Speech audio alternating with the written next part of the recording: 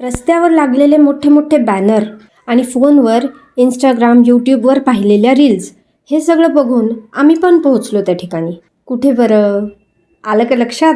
Yes, Fergusson कॉलेजमध्ये चालू असलेल्या पुणे बुक फेस्टिवलला. आता बुक फेस्टिवलमध्ये गेल्यानंतर पुस्तकांशिवाय दुसरं काय अपेक्षित असणार आहे, पण अनपेक्षितपणे सुद्धा आम्हाला तिथं काहीतरी दिसलं, ते तुम्हाला शेवटी दाखवेन. इथे अगदी लहानांपासून मोठ्यांपर्यंत आध्यात्मिक सगळी सगळी सगळी पुस्तकं आहेत बरं का.